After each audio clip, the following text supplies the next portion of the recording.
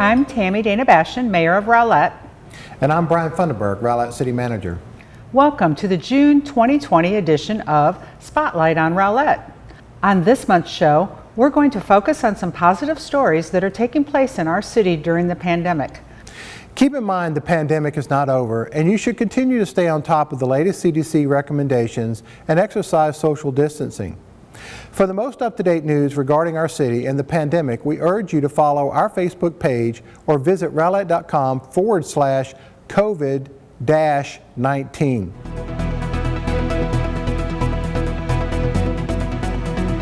Using a phased approach, City of Rowlett facilities have reopened limited public access to certain facilities. This reduced access will allow residents, businesses, and visitors to still conduct in-person business with the city, but will help slow the spread in the community. All visitors are asked to wear a face covering for health and safety while inside city buildings. If our visitors do not have a face covering, one will be provided. We still encourage citizens to continue to conduct business online, by phone, or via email whenever possible. Following CDC guidance and best practices, the city is performing enhanced cleanings of high-touch areas, putting safety measures in place such as installing sneeze guards at countertops to protect employees and the public, making hand sanitizer stations available, and applying floor decals to assist staff and customers with proper social distancing. Additionally, staff attendants at each reopened facility will monitor the occupancy and regularly wipe down and disinfect frequently used surfaces. So Tammy, how about filling us in with some of the details? So excited to say that the Rowlett Public Library is now open Monday through Saturday, 2 p.m. to 5 p.m. with a limit of 25 patrons at a time. Curbside service is still available Monday through Saturday, 10 a.m. to 2 p.m. Rowlett City Hall is now open normal hours, but the lobby is limited to 5 visitors at a time, and meetings are held by appointment only.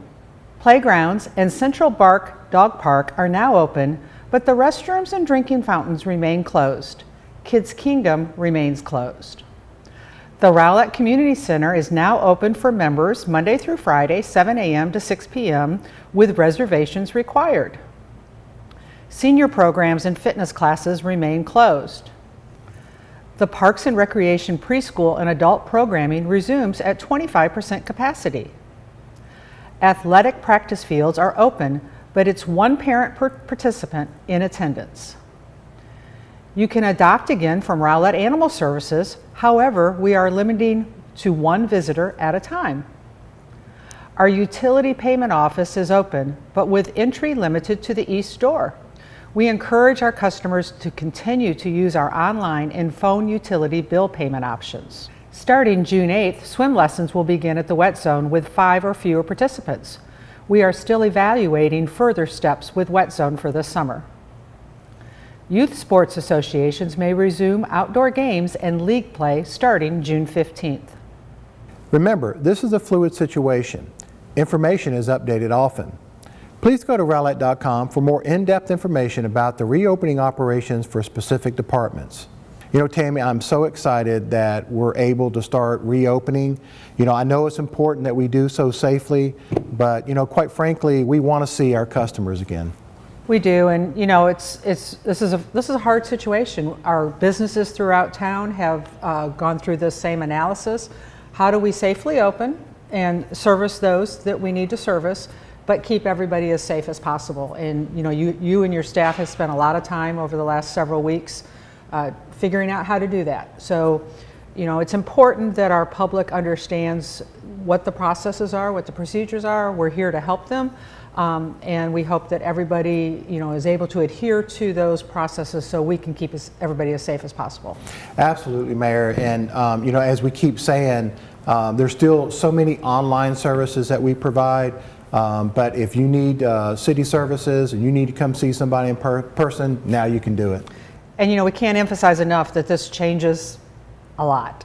So, you know, what we're publishing at the beginning of a monthly show could change in the next week or two. So please stay up to date with all our publications.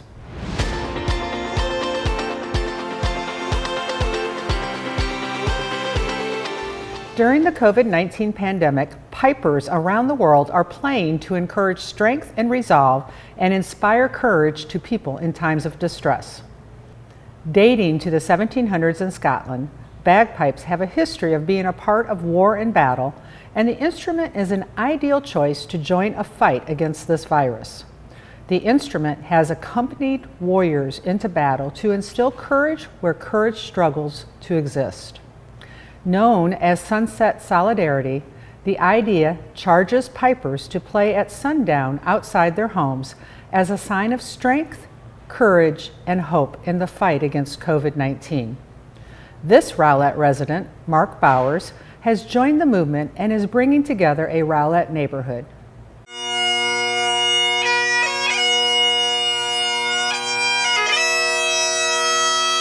When the COVID-19 started, my neighbor across the street said, "Mark, it would be great if you just went out and played the bagpipe at sunset each night."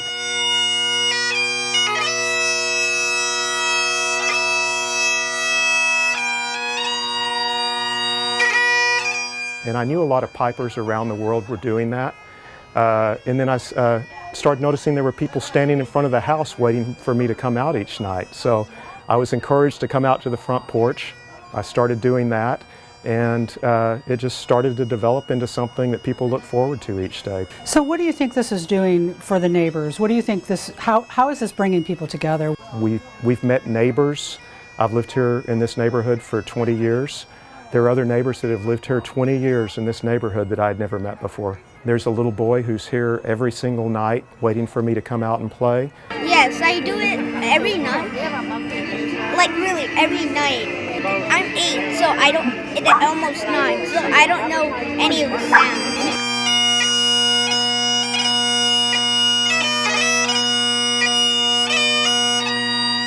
Kind of the history and heritage of bagpipes is that it's something that you play sort of to say, you know, everything's going to be okay. When we're stuck in our houses, and I know my neighbors are stuck in their houses as well, not getting out as much as they were before, it's something to look forward to each day, just to get out, and we visit a little bit after I play the pipes, and everybody goes inside and gets ready for the new day to start. You know, I just want to say thank you so much for doing your part, your small part, to help, you know, get your neighbors and yourself and your family through this event. You know, it's a period of difficult isolation, and you've found a way to bring people together. So thank you so much. It's been a privilege. Thank you, Tammy.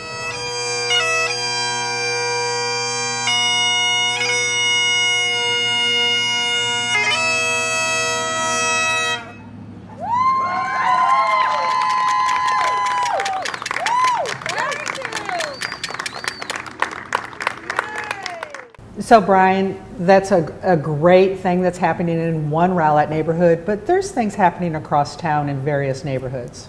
You know, Mayor, absolutely. One thing that I really appreciate about, you know, what Mark is doing is the bagpipe it's a symbol, and you know, this is a fight in a way. We have to think about it that way. It's taking a lot of work for everybody. People are out of work and at home. I just appreciate him doing it. You know, I've heard from so many people across town how they've met neighbors they've never met before while they're out walking their dog. And, you know, this is just one of the bright spots of this pandemic that's been so devastating for so many. Oh, yes, we are. We're glad to have everybody back. Curbside is now 10 to 2. And then we're opening the doors for people to come in from 2 until 5, and that's Monday through Saturday. Now we do have some limitations. We are limiting it to 25 people at a time in the library. Masks are required. If you don't have one, we have our own supply that we can give you.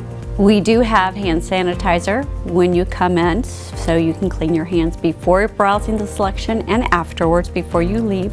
We do ask that you maintain a social distance of 6 feet. If you're within a family group, that's fine, but for many other patrons, we ask that you maintain the social distancing. And we are limiting the time period, the time frame, for 30 minutes at a time. Now, we do not have anything interactive, and that's going to include our computers, our self-check machines, our catalogs, and our printing. It may look a little bit different when you come in. We've kind of changed the checkout process around a little bit. So we do have these personal protection areas here for your safety and for ours. When you return items, we are quarantining them, so they may appear on your account a few days after you return them. Don't worry, we've extended the due dates to accommodate this, and we will get that taken care of. There's a curbside application. You can find that on our website or on our catalog, and you fill out your information, your name, your phone number, and your account if you have it, and then you can request up to 10 items. When you get here, well, first of all, you have to wait until we call you or notify you that your items are ready, and then once you're here, once you're in the parking lot, just call us and let us know your name. We're going to ask you what you're driving, and we will bring your items out to you. You can come in between the hours of 2 and 5, Monday through Saturday, to get a library card. You will need a government-issued photo ID and proof of your current address. And if you don't have a card and you're not comfortable coming back into the library, well, you can fill out an application through our website, and it is a temporary application for access to our digital services. We really missed our patrons during this time, and we look forward to seeing everybody. And if you're not comfortable coming in, just give us a call and we'll bring your items out to you during curbside hours.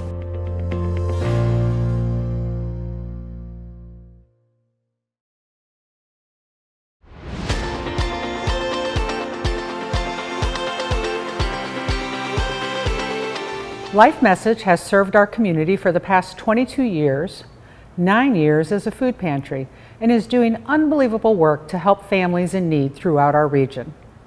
They are the largest distributor of food for the North Texas Food Bank. Since the pandemic began, Life Message has seen a huge increase in demand for food. Recently, I had a chance to catch up with Life Message founder and president Chris Kazar. Let's take a look. So I'm here with Chris Kazar, the owner and executive director of Life Message. So Chris, thank you so much. You've had a really busy time the last couple months. Yes, we have. Lots going on. First of all, I'd like to say how much we appreciate you and how much you do for this region. You and your staff have been so important over the last 2 months, helping our community. What's your volume been like as far as the number of people coming in to receive assistance? During COVID, it's been pushing close to 1,000 a week. Really 900 plus has been the average, which puts us about 1 per minute. That's kind of gives you some perspective to the volume we have come through here. And you service obviously Rowlett families, but also where do all these families come from?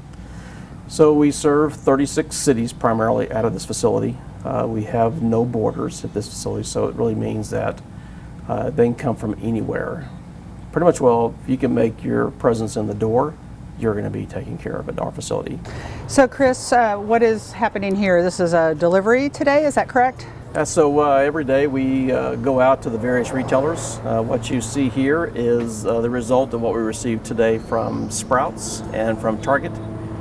So it's a very generous donation today, obviously looks like it. So yeah, so he goes, picks up earlier in the morning, brings it back, we offload it. We weigh everything here, which is a requirement as well, and prepare it to go out to the food to the clients. Okay, so this is your truck going to the retail grocery stores, That's correct. picking up their excess that they're willing to donate to Life Message. That is correct. Very cool. So Chris, we're here in your pantry area, and you know, operations are a little bit differently right now as far as how your customers receive food. So normally when the pantry is full-blown running, obviously the families will come through, they'll have a shopping cart process, they'll get to pick off our tables. Right now during the COVID piece is not something that we're allowing them to come inside the facility. So we're kind of choosing for them, if they will. If they still don't want something in the basket, they can still take it out.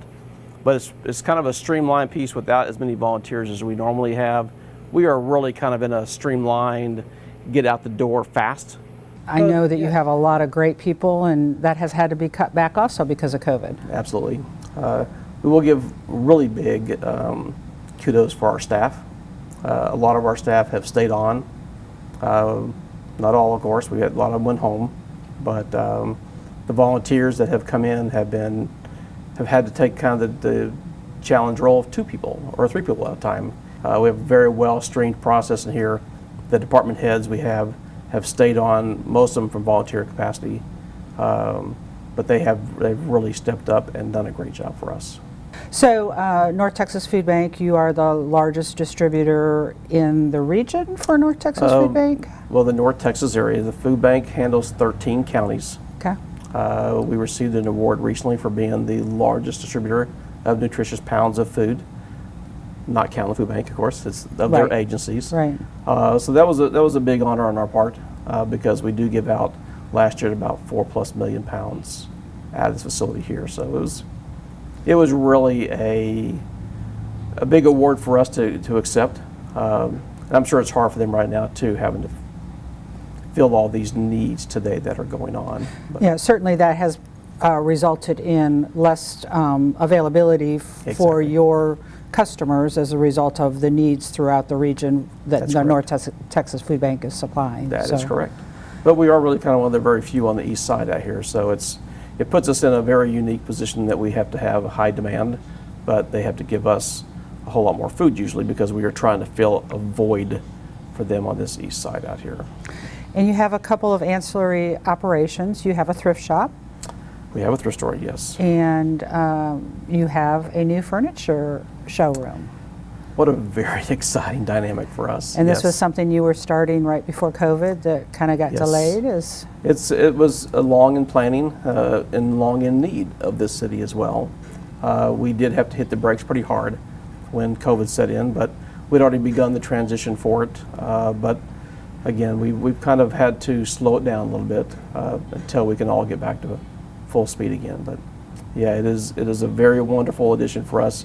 A full showroom here at the facility here at 45. Of new furniture, our brand new furniture. First furniture store in Rowlett. Yes, it is. And proceeds benefit Life Message All for goes this Life also. Message. Yes, we are still a charity who owns a store.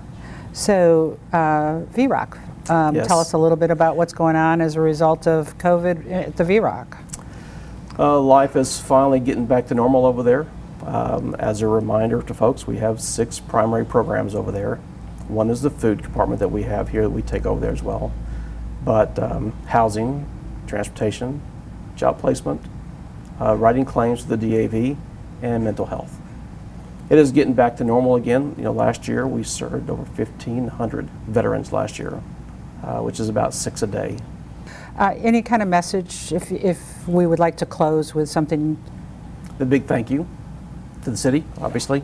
We also want to be sure and remind folks that we're here. If you need help, come by and see us. We're here every day, Monday through Friday, if you need help. Irregardless, we're gonna assist you. Volunteers, please come back. We're ready to get started again on that part. And then please remember us for your food drives and donations. It takes a lot to run the facility, so we would ask that you get engaged again when you're getting back out and about. Come by and see us, and just thank you. Thank you so much, Chris, and thank you to you and your staff and your whole organization for everything you have done for our region. Well, thank you. I appreciate it. So Life Message has been an incredible asset to not only the community of Rowlett, to the entire supporting region. And as we have seen during this pandemic, that we've had a big issue in regards to people needing assistance with food. They're not the only food pantry in town, but they are certainly a very large food pantry that has assisted so many. You know, Mayor, it's true. Life Message has been there through thick and thin for so many years, back to the tornado. Every event we've had, they're there for our public. And not only, like you said, Mayor, not only our own residents, but also those in the surrounding area. They do such a fantastic job. They have, such a big heart for our public, and it's wonderful that they're in our community.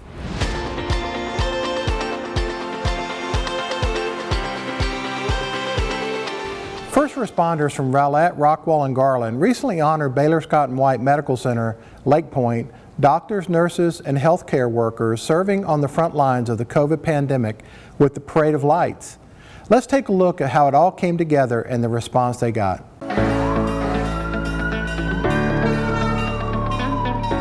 I have to give credit first to one of my teammates who covers the Baylor Plano campus.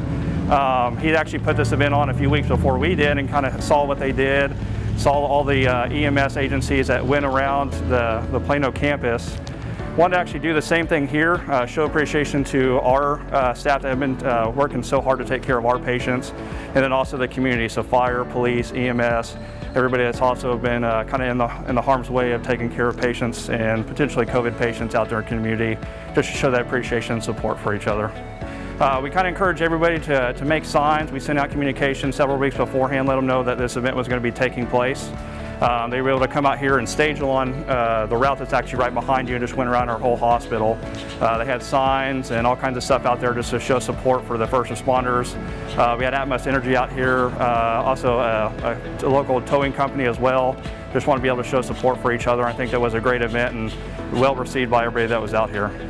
A lot of people reposted videos. We have people from up in the different floors over here that were recording it that couldn't come outside, so they just said it was such a great event. It was great to see that appreciation from the local first responders, and then also being able to work with the local fire and police and EMS units. I sent all the information to them. They told me how much they felt supported out here with all the community and our nurses as well. So I think all in all it was a great appreciation event, and a lot of people felt the connection being able to come out here and do that.